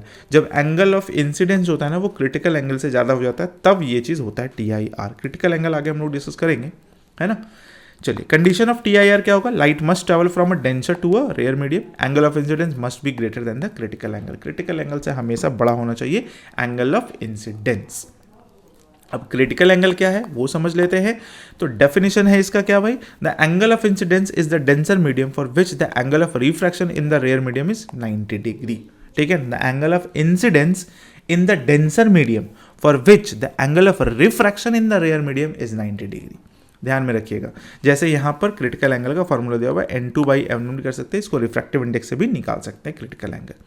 तो refractive index of denser medium और refractive index of rare medium, अगर ये हमको वैल्यू मिल जाता है, ठीक है, तो हम लोग आराम से क्रिटिकल एंगल को फाइंड कर सकते हो। और क्रिटिकल एंगल जब फाइंड हो जाएगा तो जैसे ही उससे ग्रेटर होगा क्रिटिकल एंगल से, तो मेरा कौन सा फिनोमेनन यूज हो जाएगा, TIR, total internal reflection.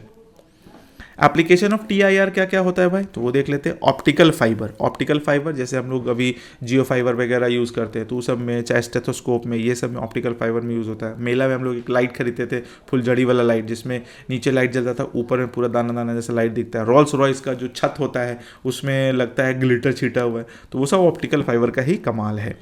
Use in telecommunications and endoscopy for the high speed data transmissions भी हो गया। Prism in binoculars, reflected light without metallic coatings providing clear imaging, है ना, ये प्रिज्म में यूज हो गया। फिर रेन सेंसर्स में यूज हो जाता है। Detect water in wind seals to activate automatic wipers, automatic wipers को एक्टिव करने के लिए वहाँ भी हमारा TIR यूज हो रहा है। फिंगरप्रिंट स्कैनर में हो जा रहा है, capture fingerprints images without ink using TIR। Fluorescence microscopes हो गया, study surface properties of biological samples with high resolutions. LED light panels हो गया, use light guide plates LGPs for even illumination.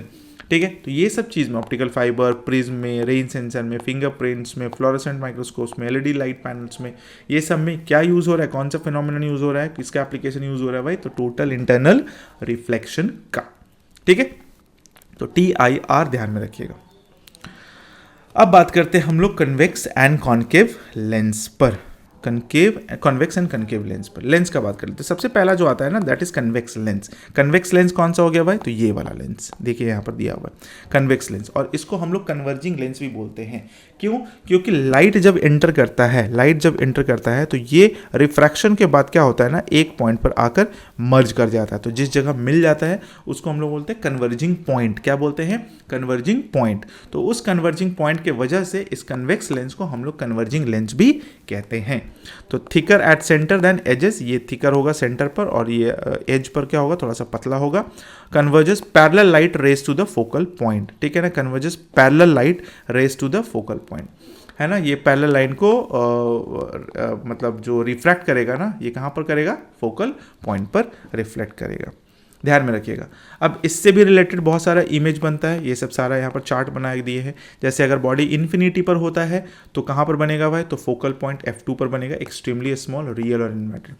तो ध्यान में रखिएगा, कन्वेक्स लेंस में जो इमेज का जो नेचर होगा रियल इन्वर्टेड होगा, सिवाय सिर्फ लास्ट का जो कि वर्चुअल और इरेक्ट होता है, जो बन जाता है सेम साइड में, है ना। बियॉन्ड 2F1 तो ये बन जाएगा between F2 and 2F2, smaller, real और इन्वर्टेड। फिर 2F1 पर आ जाते हैं। इसमें 2F1 क्या होता है वो भी समझ लीजिए। जैसे मान लीजिए ये लेंस दिया हुआ है और यहाँ पर ऐसे बन गया, ठीक है, तो ये हमारा पोल होता है, ये हमारा F1 होता है, ठीक है, और यहाँ पर हमारा 2F1 होता है। उसी तरीके यहाँ पर हमारा F2 होता है और यहाँ पर 2F2 होता है, ठीक है। इसका ये जितना होता है ना उसी का डबल 2F1 2F2 पर होता है। तो वही चीज़ यहाँ पर मेंशन किया गया हुआ है। हाँ, तो एट 2f1 पर कितना होगा भाई, तो 2f1 पर बन रहा है तो 2f2 पर जाएगा, सेम इमेज हो गया, रियल और इन्वर्टेड हो गया। बिटवीन 2f1 और f1 हो गया तो बियॉन्ड 2f2 मैग्नीफाइड हो गया, रियल और इन्वर्टेड हो गया।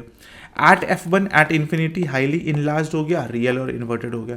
बिटवीन f1 एंड लेंस हो गया, सेम साइड एज ऑब्जेक्ट हो गया। मतलब क्या हो गया, सेम साइड एज ऑब्जेक्ट, जिधर से ऑब्जेक्ट का लाइट आ रहा है उधर ही इमेज बन जाता है और वो काफ़ी मैग्नीफाइड बन जाता है और वर्चुअल और इरेक्ट कहलाता है, क्योंकि लेंस का केस है, ध्यान में रखिएगा। तो लेंस के अपोजिट साइड में बन गया, वो बन गया रियल और इन्वर्टेड, और लेंस के सेम साइड में यानी कि जिधर ऑब्जेक्ट है उधर ही बन गया तो उसको हम लोग बोलेंगे वर्चुअल और इरेक्ट। ठीक है। यूजेस क्या है भाई, तो कॉन्वेक्स लेंस का देख लेते हैं यूजेस क्या है। तो forms real inverted diminished images बनाता है, ठीक है, कैमराज में यूज हो गया। मैग्नीफाइंग ग्लास में produce virtual erect magnified image, object must be between F and O होना चाहिए, मतलब मैग्नीफाइड इमेज बनाता है, हाँ बशर्ते कि अच्छे से यूज होना चाहिए। मैग्नीफाइंग ग्लास को आगे पीछे बहुत ज़्यादा कीजिएगा तो या तो बहुत ज़्यादा छोटा हो जाएगा या तो धुंधला हो जाएगा। माइक्रोस्कोप्स एंड टेलीस्कोप में यूज होता है combined with eye pieces and magnifications, ठीक है, आई पीस बनाने में, मैग्निफिकेशंस में, फिर जो बायोनॉकुलर्स हो गया उसमें, फिर स्नाइपर गन्स में जो लगा हुआ होता है, सारा चीज़ में यूज़ हो जाता है। Compound microscope versus astronomical telescope, इसमें थोड़ा सा डिफरेंस यहाँ पर दिखाया गया है। तो कंपाउंड माइक्रोस्कोप में क्या होता है, फोकल लेंथ ऑब्जेक्ट लेंस है शॉर्टर फोकल लेंथ, बहुत छोटा फोकल लेंथ का होता है ना, और ऑब्जेक्टिव लेंस जो होता है वो बहुत ही बड़ा फोकल लेंथ का होता है। Objective lens has longer focal length, इसमें एस्ट्रोनॉमिकल में, और यही अगर कंपाउंड माइक्रोस्कोप का बात किया जाए तो इसमें छोटा फोकल लेंथ का होता है। लेंस सेपरेशन जो होता है ना, f0 fe, distance is greater then f0 and fe, मतलब लेंस के बीच का जो सेपरेशन होता है वो ग्रेटर होता है और इसमें इक्वल होता है f0 और fe का। अगर पर्पस देखा जाए तो observes tiny objects, compound microscopes का यूज़ किया जाता है बहुत छोटा ऑब्जेक्ट्स को इमेज मतलब देखने के लिए, और व्यू डिस्टेंस सेलेस्टियल ऑब्जेक्ट, और एस्ट्रोनॉमिकल टेलीस्कोप का यूज़ किया जाता है, जैसे जेम्स वेब टेलीस्कोप्स हो गया है ना, ये सब जैसे केपलर हो गया, ये सब जो हो गया ना, सारा का सारा एस्ट्रोनॉमिकल टेलीस्कोप है। तो उससे क्या होता है, बाहर का जितना भी सेलेस्टियल ऑब्जेक्ट है वो सबको देखने में हेल्प होता है। और ये कंपाउंड माइक्रोस्कोप का यूज़ कहाँ होता है भाई, तो ऑब्जर्व करना टाइनी ऑब्जेक्ट्स में। कनकेव लेंस का बात करते हैं थोड़ा सा, अब कन्वेक्स के बारे में तो देख लिए, कनकेव लेंस के बारे में देख लेते हैं। तो thinner at the centre and the edges है ना, थिनर एट द सेंटर होगा और ब्रॉड एट द एजेस होगा। Diverges parallel light rays, virtual focus, diverges parallel light rays. देखो जैसे होता क्या है भाई कि ऐसे लाइट इंटर किया, ऐसे किया, ऐसे किया, तो ये इधर निकल गया, ये इधर निकल गया, ये ऐसे निकल गया, तो ये पीछे जो आता है, ठीक है, पीछे जो जहाँ पर मैच करता है ना पीछे वर्चुअली, उसी को बोलते हैं हम लोग उसका फोकल पॉइंट। इमेज कैरेक्टरिस्टिक क्या होगा, हमेशा वर्चुअल होगा, इरेक्ट होगा, डिमिनिश्ड होगा, image regardless of an object position, virtual, erect और डिमिनिश्ड होगा। यूजेस क्या हो गया, करेक्टिंग मायोपिया, मायोपिया को करेक्ट करने के लिए जो नियर साइटेडनेस होता है, मतलब क्या, नज़दीक का चीज़ दिख रहा है, दूर का चीज़ नहीं दिख रहा है ना, नियर साइटेडनेस में। फिर पीप होल्स इन डोर्स, ये सब चीज़, ये जो बनता है ना, हम लोग घर जब बनाते हैं तो डोर में एक लेंस लगाते हैं ताकि हम लोग को अंदर सारा का सारा चीज़ बाहर वाला दिख जाए, तो वो यही वाला होता है, कॉनकेव लेंस ही यूज़ किया जाता है। ठीक है। चलिए, लेंस मैग्निफिकेशन, इसमें भी वही चीज़ है, m is equal to HI/HO। वहाँ पर हम लोग एक चीज़ पढ़े थे क्या एक्स्ट्रा, जैसे कि m is equal to HI/HO और इज इक्वल टू -V/U पढ़े थे, बट इसमें क्या होगा, m is equal to HI/HO is equal to V/U। इसमें सिर्फ माइनस नहीं होता है, ध्यान में रखिएगा, ये लेंस का बात है और ये मिरर का बात है। ठीक है, ये मिरर का बात हो गया। मैग्निफिकेशन हो गया ये HI/HO, यूनिट लेस क्वांटिटी क्योंकि रेशियो है, m is greater then i, image enlarge बनेगा, इक्वल देन 1 हो गया, सेम साइज बन गया, और शॉर्टर देन 1 हो गया तो डिमिनिश्ड बन गया। Sign convention, positive m virtual same ही है, जो हम साइन कन्वेंशन उसमें बताए थे वही सेम साइन कन्वेंशन यहाँ पर भी है। पावर ऑफ लेंस का बात करते हैं, ये ऑलरेडी डिस्कस किए हैं, फिर भी डिस्कस कर लेते हैं। पावर ऑफ लेंस क्या होता है, measurement the lens ability to converge और डाइवर्ज लाइट, यानी कि लेंस का वो एबिलिटी जो किसी लाइट को कन्वर्ज और डाइवर्ज करता है, तो किस पावर के बेसिस पर है, वही चीज़ है। तो P is equal to 1/4 focal length होता है, focal length of the metres in metres, तो हमेशा हम लोग का फॉर्मूला क्या बन जाता है, P is equal to 1/f, ये हो जाता है इन मीटर में। अगर सेंटीमीटर में देखा जाए तो P/100/f इन सेंटीमीटर में हो जाता है, तो ये वाला 100/f हो जाएगा सेंटीमीटर में। साइन कन्वेंशन देख लेते हैं। अगर कन्वेक्स लेंस का बात करते हैं तो P इज़ ग्रेटर देन 0 होगा जो कि कन्वर्जिंग हो गया, और P इज़ शॉर्टर देन 0 हो जाता है तो वो डाइवर्जिंग हो जाता है जो कि कनकेव लेंस होता है। ऑलरेडी हम लोग डिस्कस कर चुके हैं कि कन्वर्जिंग को हम लोग कन्वेक्स लेंस और डाइवर्जिंग को हम लोग कनकेव लेंस बोलते हैं। क्लियर है? चलो, basic structure of the human आई। अब हम लोग ह्यूमन आई के बारे में जान लेते हैं क्या है basic structure of human I. Approximate size क्या होता है? 24 to 25 मिलीमीटर इन डायमीटर, यानी कि 24 से 25 मिलीमीटर डायमीटर का होता है ये चीज़, ये वाला है ना, ये पूरा का पूरा डायमीटर ये वाला। Primary function detects visible lights, wavelength approximately 55,000 angstrom wavelength का, most sensitive to yellow green light, है ना, येलो ग्रीन लाइट से बहुत ज़्यादा सेंसिटिव होता है। To interpret shapes, colours and dimension, ये आँख ही है जो हम लोग को पूरा का पूरा दुनिया दिखा रहा है, ठीक है ना। अगर आँख नहीं होता तो आई थिंक सो हमको लगता है कि हम लोग कुछ भी नहीं सोच पाते, इवन हम लोग सपना भी नहीं देख पाते, है ना। आँख ही नहीं है, कुछ देखे ही नहीं है तो सपना ही क्या ही देख पाएंगे। अब जब तक इमेजिनेशन नहीं होगा और इमेजिनेशन में हमारा सिर्फ अंधेरा अंधेरा होगा तो हम लोग सपना भी, ड्रीम भी नहीं देख पाएंगे, ठीक है। आप लोग बताइएगा क्या ये सही है या गलत है। अगर मान लीजिए कोई अंधा है पूरा का पूरा, कोई ब्लाइंड है पूरा का पूरा, क्या वो उसको सपना आता होगा या नहीं आता होगा? क्या वो ड्रीम देखता होगा या नहीं देखता होगा? आप हमको जरूर बताइएगा, कमेंट सेक्शन में बताइए, ठीक है। और अगर देखता है तो उसका पीछे का वजह क्या है, 1-2 लाइन में एक्सप्लेन कर दीजिए। और अगर नहीं दिखता है, ये तो चलो ठीक है, नहीं का तो नहीं होगा, लेकिन अगर दिखता है, उसको ड्रीम दिखता है, तो बताइएगा कि आखिर ऐसा क्यों होगा, चाहे उसके पीछे का कारण क्या हो सकता है। चलिए भाई, तो कॉर्निया आते हैं, पार्ट्स ऑफ आई में आते हैं cornea. Clear dome shaped front surfaces refracts light into the eye, dome shaped ये वाला हो गया, कॉर्निया हो जाता है। आइरिस हो गया, coloured ring controls pupil size to regulate light entry, iris हो गया अंदर वाला जो कलर्ड रिंग जो पार्ट होता है सो। पुपिल हो गया जो ब्लैक वाला central opening in the iris adjust size based on the light intensity. Lens हो गया flexible transparent structure, fine tunes focus by changing shape, accommodation वो अपना शेप भी चेंज करते रहता है, थोड़ा जेली लाइट टाइप का होता है।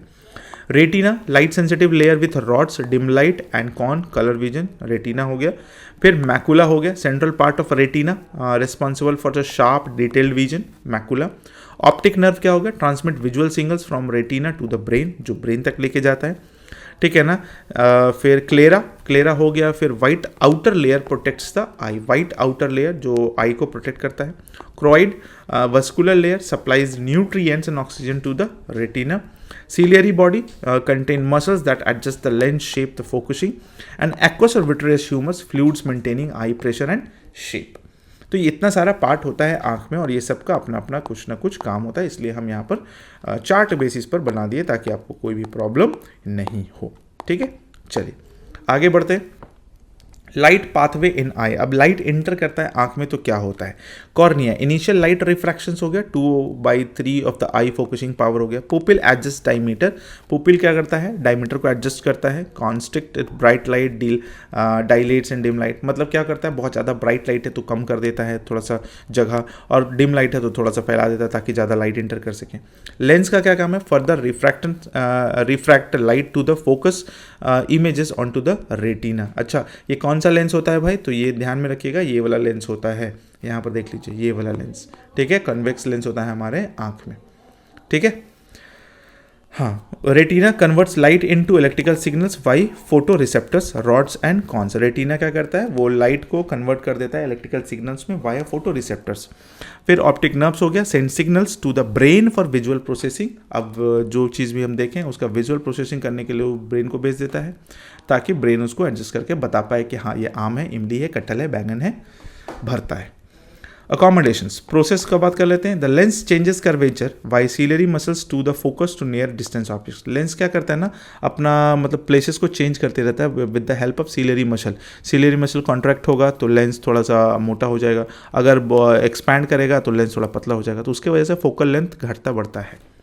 Near object lens thickness increased curvature, अगर नियर ऑब्जेक्ट को देख रहे हैं तो लेंस का थिकनेस क्या हो जाता है? लेंस थिकनेस हो जाता है, लेंस थोड़ा सा मोटा हो जाता है।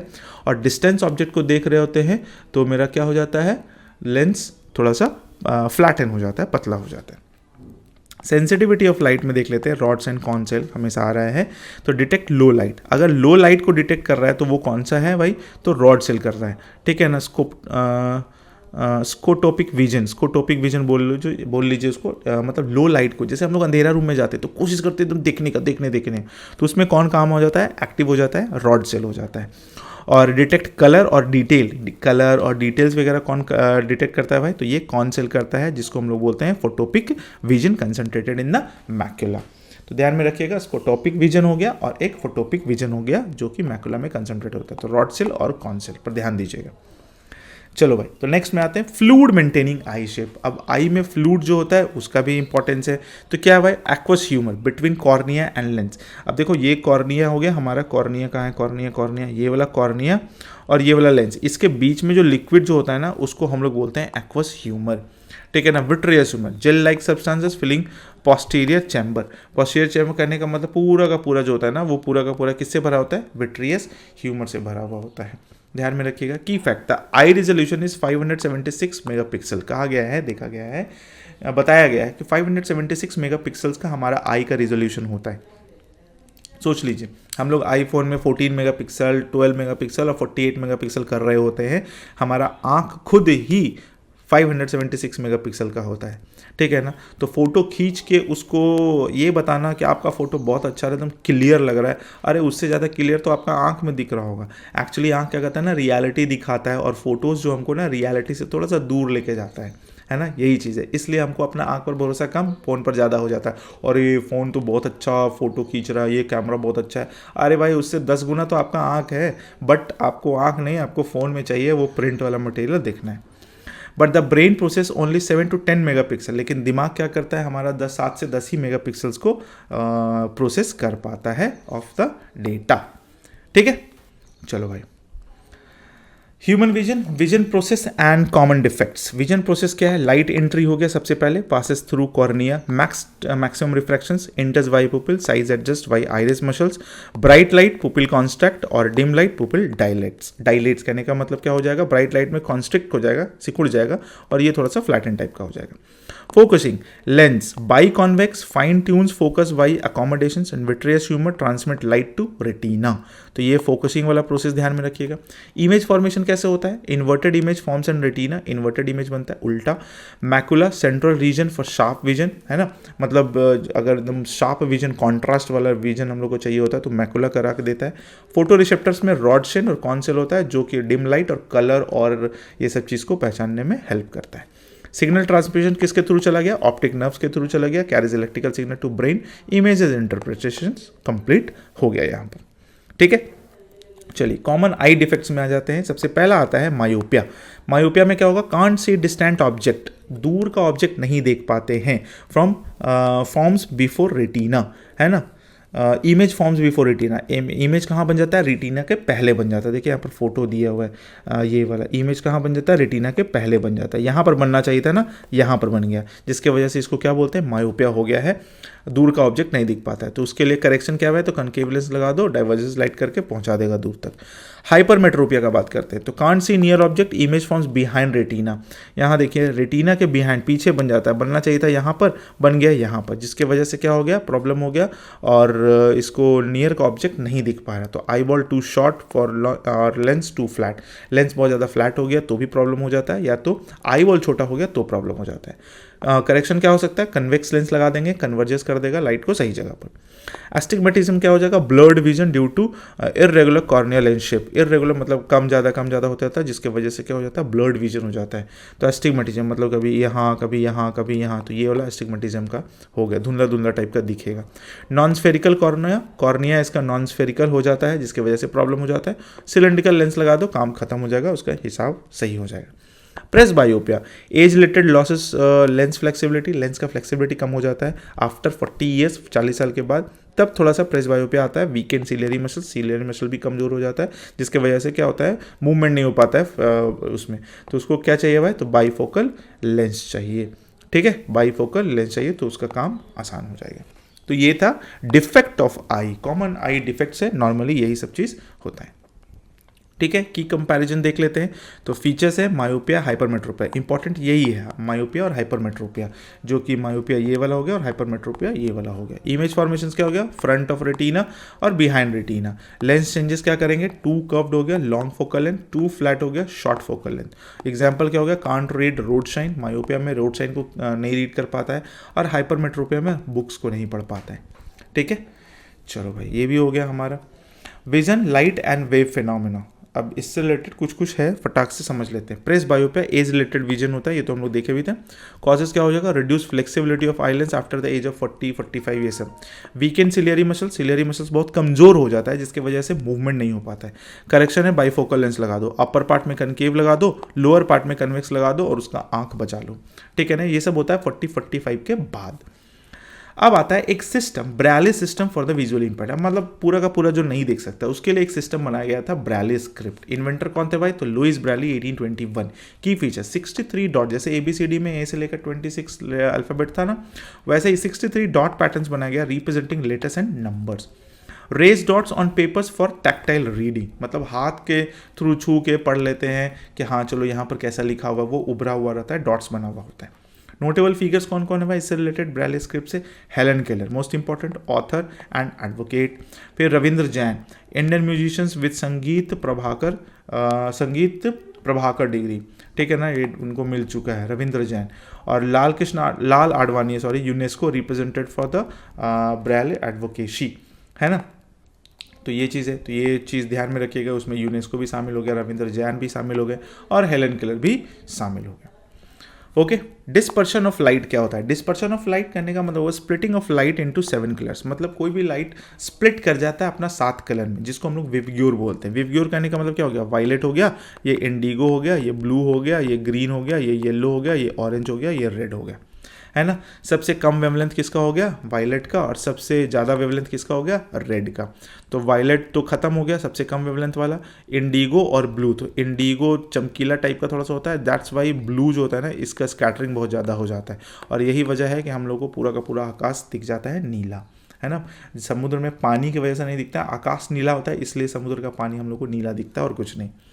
ग्रीन हो गया, येलो हो गया, ऑरेंज हो गया, रेड हो गया। स्पेक्ट्रम ऑर्डर होता है तो कौन कौन सा है, तो red, orange, yellow, green, blue, indigo और वायलेट, ये ध्यान में रखिएगा।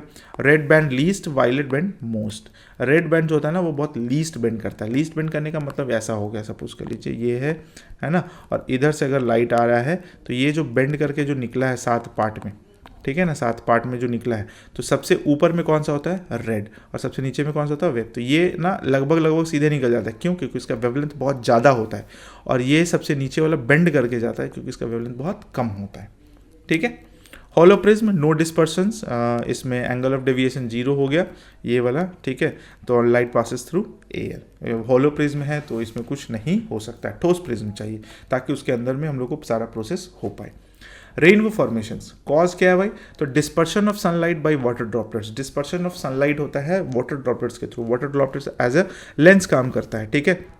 लाइट इंटर करता है, फिर रिफ्लेक्शन होता है, फिर बाहर निकलता है, जिसके वजह से ये सारा चीज़ दिखता है, एक्टिंग एज प्रिज्म।